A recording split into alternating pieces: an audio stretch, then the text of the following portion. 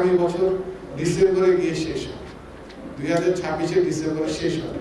কিন্তু আমাদের যারা অফিসার আছেন তারা খুবই আন্তরিকভাবে চেষ্টা করছেন। আমি মনে করি যে এখানে বড় একটা দেশপ্রেমিক অফিসারদের দল কাজ করছে। আপনারা আমার কথা বিশ্বাস করতে পারেন, আমি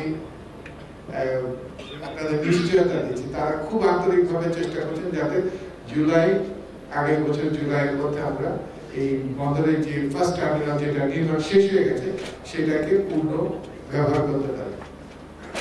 এটা 650 মিটার, এই একটা সিঙ্গেল টার্মিনাল হিসেবে এটা বাংলাদেশের সবচেয়ে দীর্ঘ টার্মিনাল।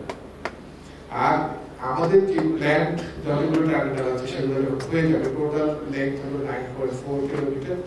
এটা আমি যদি কম্পেয়ার করি বাংলাদেশের অন্য 3টা বন্দরের টোটাল যে কি লেন্থ আছে সেটা এই এক পায়রা বন্দরের সেই পরিমাণ কি লেন্থ আছে, অর্থাৎ যেখানে জাহাজ ভিড়তে পারবে জেটির লেন্থ, সেটা বাংলাদেশের অন্য সব বন্দরের যে বর্তমান ক্যাপাসিটি যদি যোগ করে তাহলে পায়রা বন্দর সেই ক্যাপাসিটি হবে ইনশাআল্লাহ।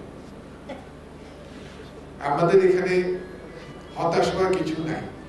আমরা আমাদের এক সাংবাদিক ভাই বললেন যে উনি আগে যে রিপোর্ট করেছেন এখন তার কাছে মনে হচ্ছে এই রিপোর্টগুলো এক পেশে হয়ে গেছে বা এটা মোটিভেটেড রিপোর্ট হিসেবে ছিল। আমিও বলবো যে এটা হয়তো কিছুটা সত্য, কারণ আমাদের সবসময় আগ বাড়ায় একটা কথা বলার আমাদের স্বভাব আছে, এটা বাঙালি স্বভাব। যেটা আমি করতে পারবো না সেটা আমি বলে ফেলি, কিন্তু আমরা আজকে যেটা আপনাদেরকে বলেছি এই জিনিসগুলো যেটা আমরা ফোর্সি করতেছি যে আগামী 1 বছরের মধ্যে আমরা করতে সক্ষম হব, এই জিনিসগুলো আজকে পার্টিকুলারলি বলা হয়েছে আপনাদেরকে।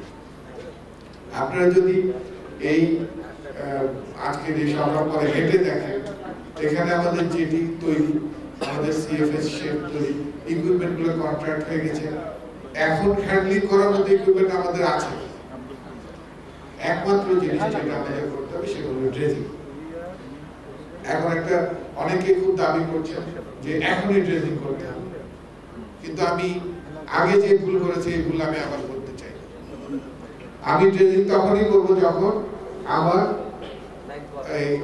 অন্যান্য ফ্যাসিলিটিস গুলো তৈরি হবে, সেই লক্ষ্যমাত্রা ধরে আমি ড্রেজিং করব। তবে এই সরকার অত্যন্ত, আমি বলবো যে অত্যন্ত সহানুভূতিশীল বন্দরের প্রতি। আপনারা মিডিয়ায় অনেক কিছু দেখবেন, কিন্তু আমাদের বড় বড় অনেকগুলো প্রজেক্ট সরকারের কাছে আছে। রিসেন্টলি একটা পাস হয়েছে এবং আরেকটা যেটা ড্রেজিং এর, সেটা এখন আমাদের যেটা হাইয়েস্ট এই ধরনের প্রজেক্টগুলো পাস করে আপনারা জানেন ইসিএনইসি একনেক বলে, সেটা ঠিক আগে প্রি একনেক যেটা সেটা অলরেডি পার হয়ে গেছে, এখন এটা একনেক ওঠার অপেক্ষা। ইনশাআল্লাহ এটা হয়ে যাবে। এবং এখানে যেটা রাখা হয়েছে সেটা হলো 2 বছর ধরে আমরা কন্ট্রাক্টের মাধ্যমে ড্রেজিং করাবো 2 বছর, এবং এই 2 বছরের মধ্যে আমাদের নিজস্ব ড্রেজার তৈরি হবে।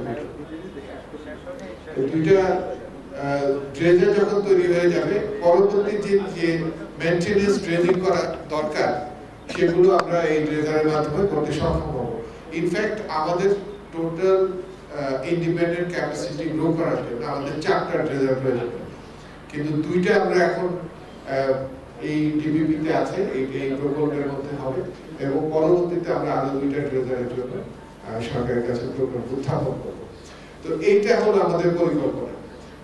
এবং কেন আমরা নিজস্ব ড্রেজারে যাচ্ছি, আমাদের ইন্ডিয়া যখন প্রেজেন্টেশন দিয়েছেন সেখানে উনি দেখিয়েছেন যে কিভাবে ড্রেজিং কস্টটা আমরা কমিয়ে নিয়ে আসছি, এবং নিজস্ব সক্ষমতা যখন তৈরি হবে ডেফিনেটলি এটা আমাদের সবচেয়ে কম দামের মধ্যে ড্রেজিং